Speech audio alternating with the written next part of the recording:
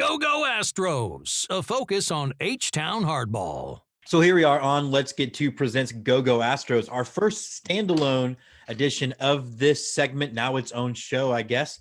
And here is going to be one of our regular faces, Andy Tomcheson. And you have not just a regular face, Andy, but a handsome one. How are you? Well, thank you, Jim. It's a pleasure to be told how wonderful I am first thing in the morning.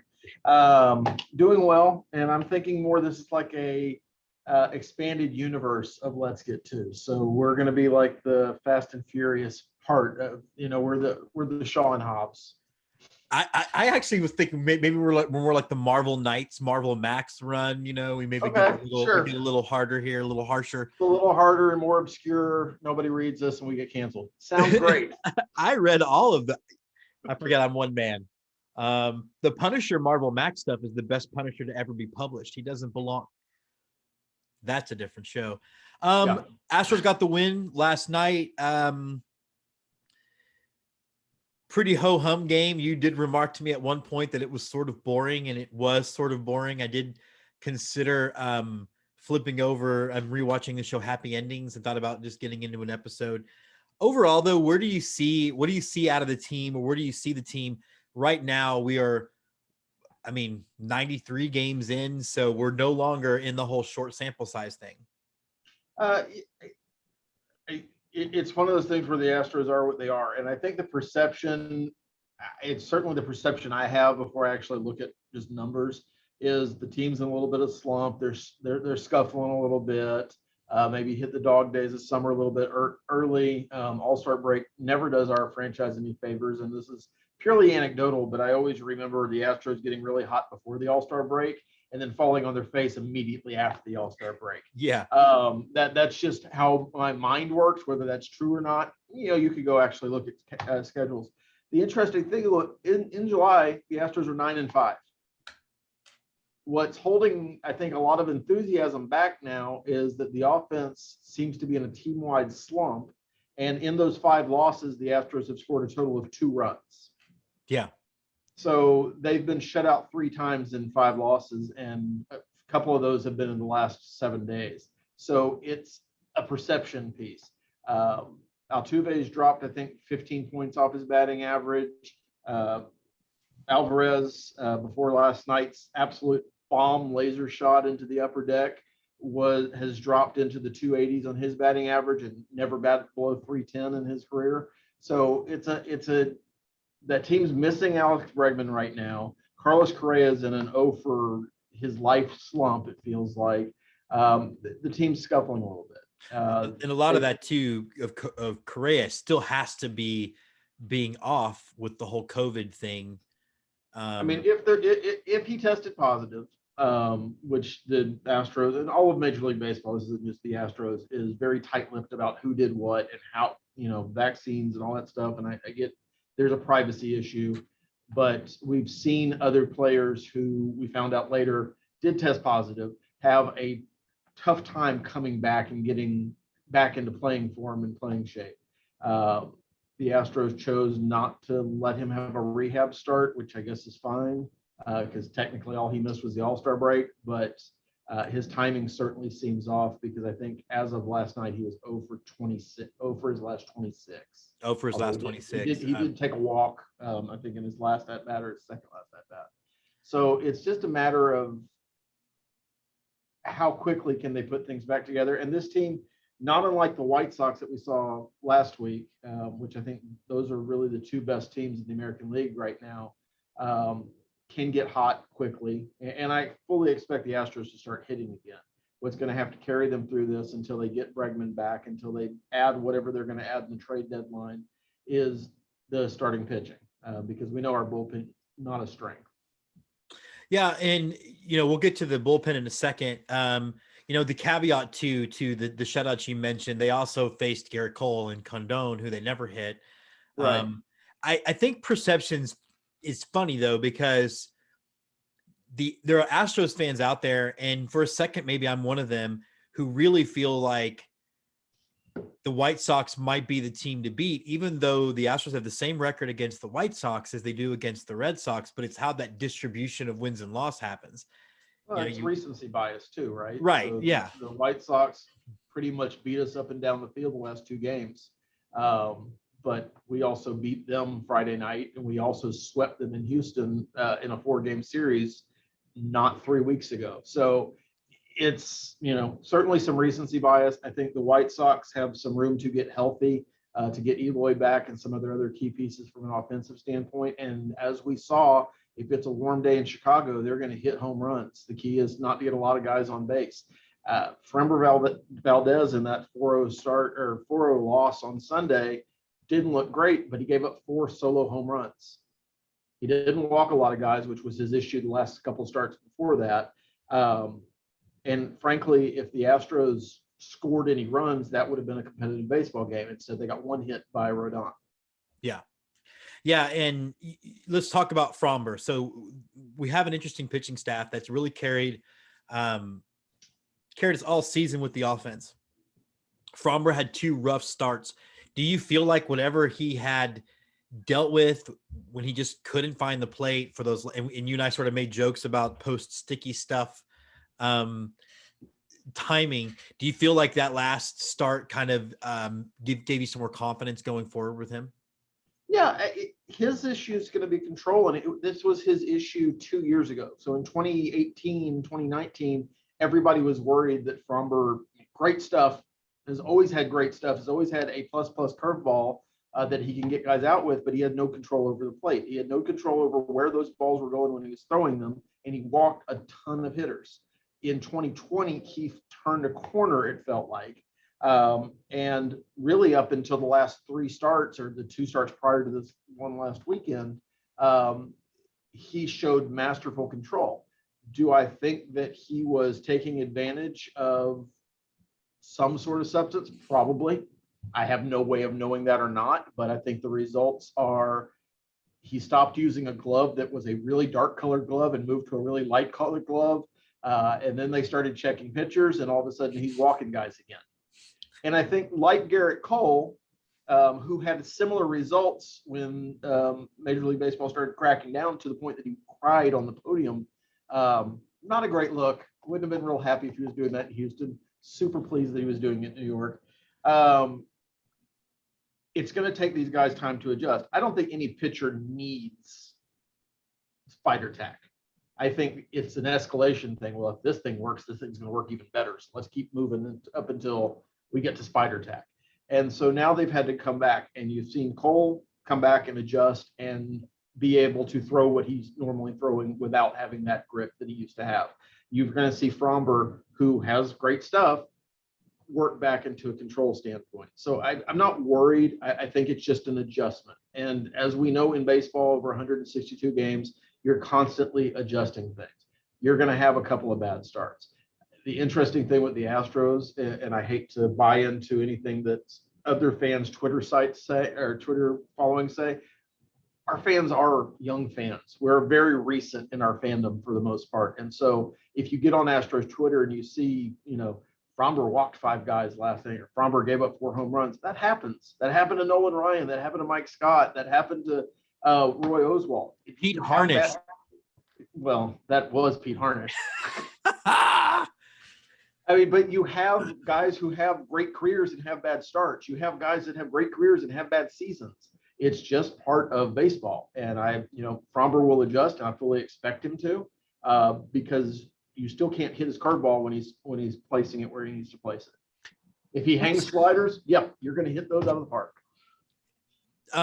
One of the things that has me sort of inspired with some confidence in James Click is I made the remark to you when we were prepping for the show, is that he's really seems like a guy who's playing chess and looking at not just what he wants the team to look like in 2023 and 2024 when they think about going over the luxury tax and what to trade, but also the fact that some of these pitchers we've relied on, Luis Garcia, Jose Urquidy, are not used to a full major league workload yet.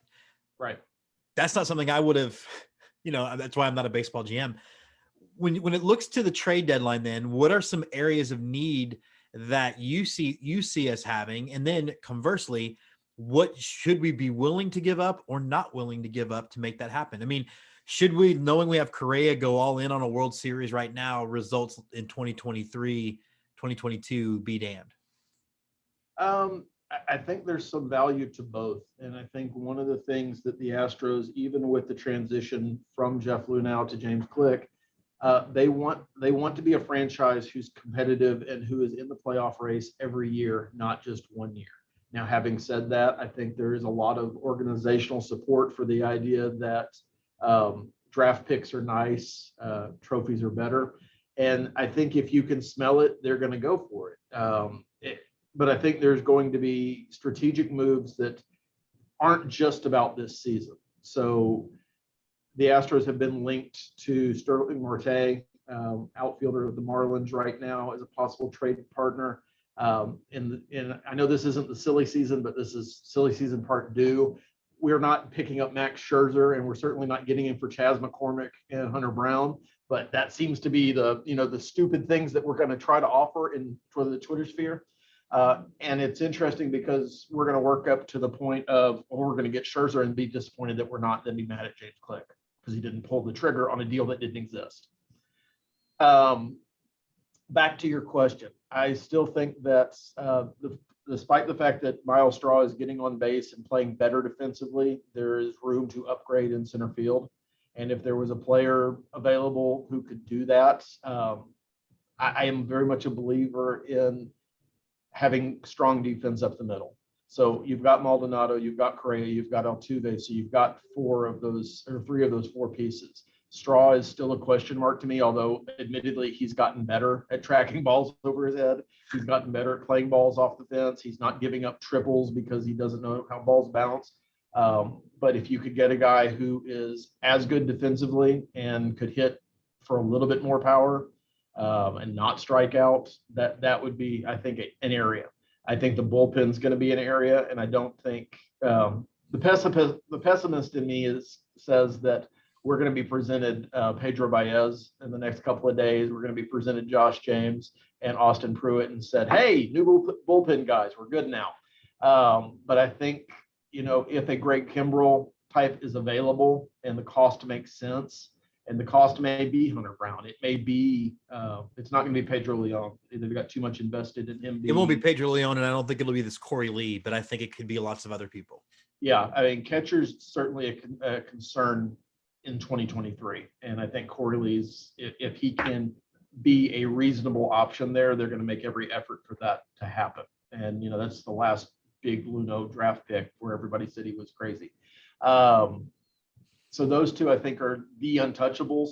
I think if you could find a bag of balls for Forrest Whitley, you would take it at this point, because the organization can't count on him, even though he's still listed anywhere from top prospect in the organization to 5. I think, depending on the different lists you look at.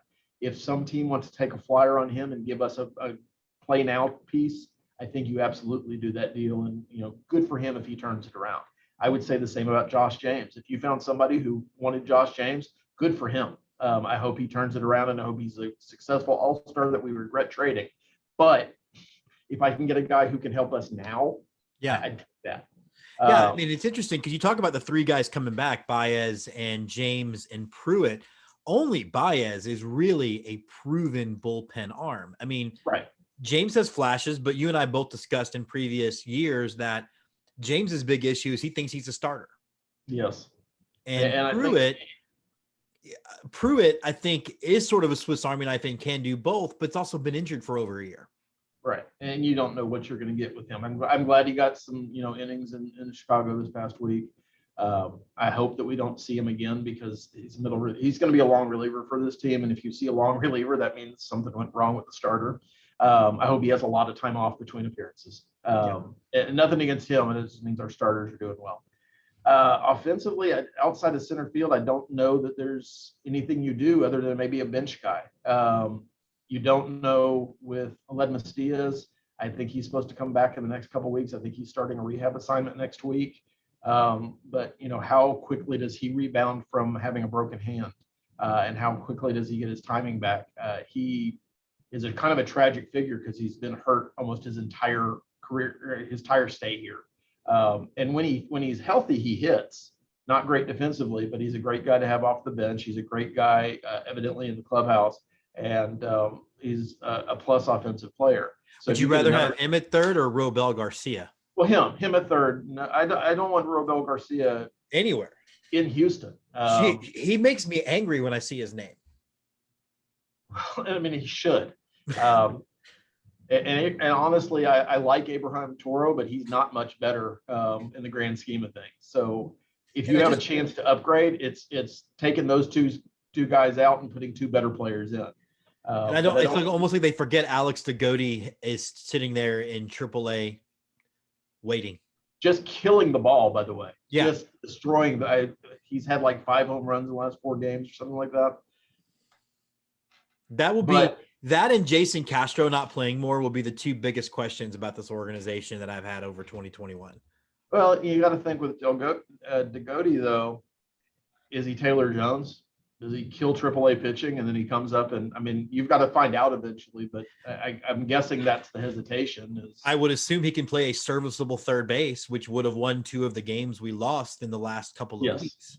Yeah, the other guys aren't hitting either.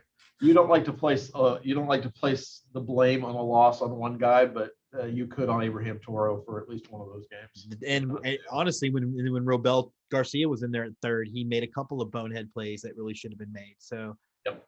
I guess So it'll be interesting. The move, I think, will be moves. For the life of me, I don't think it's going to come real clear. And I know we're only 11 days out from the trade deadline. I don't think it's going to become terribly clear for 5 more days.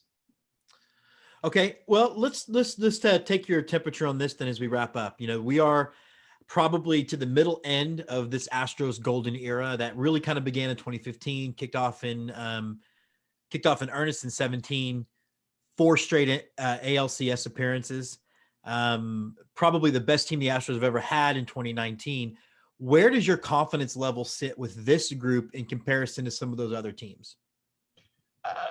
I still think, well, confidence level wise, it's less than it was in 2019 for sure, because our starting pitching is not that rotation. It's not Cole and Verlander and Morton. It's not those guys. That makes me hard just thinking about it. Yeah. That's the Goodwood segment, sir. Yeah.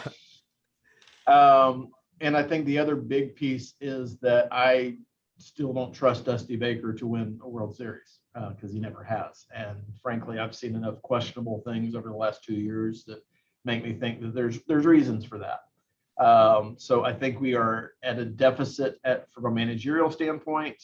And I think we were a deficit from a starting pitching standpoint. And I think at some point we're going to miss George Springer. Now, having said that, the American League is not as strong as it has been over the last 5 years. The Yankees have certainly taken a step back, and I know they're 7-3 over their last 10, and they're going to make a move, but they're in 4th place in their division. So that's a tough road because the Red Sox, the Blue Jays, and especially the Devil Rays are still. That's your name, assholes. They're still better constructed teams than the Yankees.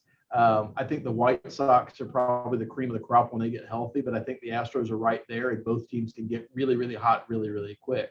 And I think ultimately our playoff experience can beat the White Sox playoff experience. And I'd hate to say this, but I also feel like when the Astros play the White Sox, we have the advantage at manager.